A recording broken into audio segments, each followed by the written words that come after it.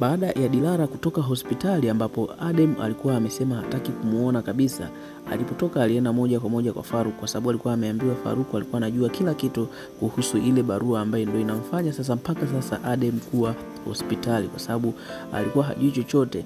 Ile kuja kugundua kwamba hadi mama yake alikuwa amemsaliti, alijisikia vibaya sana, ndo ikapelekea akagonga ukuta na kuzimia, yani ameumia vibaya sana. Kwa hiyo yuko katika chumba cha wagonjwa mahututi.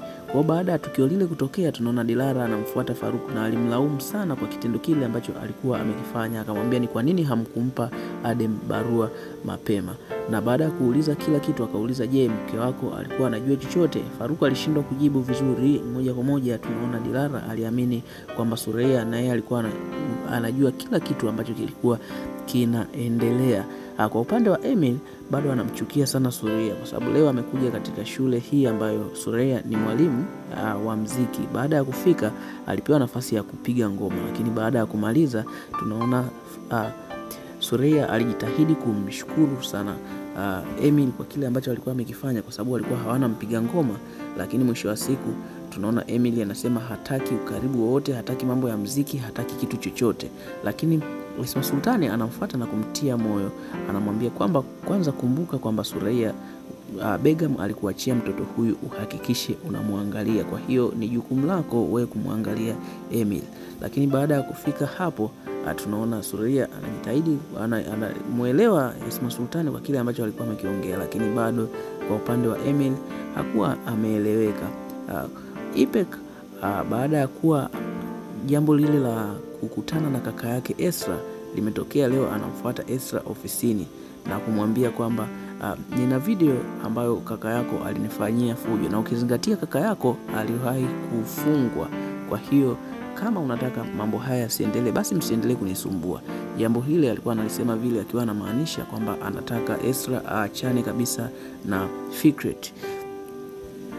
Na baada ya hapo tunaona Esra alimwambia kwamba wewe ni mbinafsi sana na hakika katika maisha yako hautokuja kupata furaha kabisa.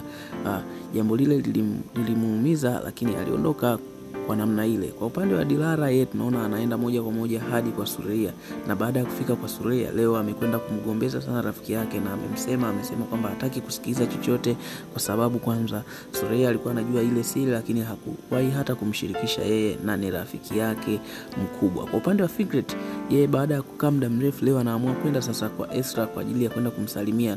Esra alikuwa na mawazo, lakini akaambiwa, akashangaa ghafla anamuona mpenzi wake ambaye ni Fikret.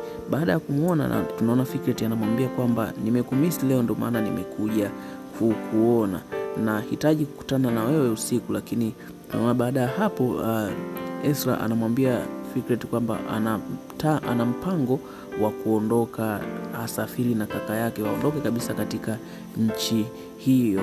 Na jambo lile lilitokea kwa sababu aliambiwa kama ataendelea kufanya yale ambayo anafanya, basi Ipek ataamua kuipeleka ile video polisi, na mwisho wa siku kila kitu kitakuwa wazi, kaka yake atafungwa tena. Jambo lile hakuwa tayari kulipokea, ndio maana ameamua kuondoka katika nchi hiyo.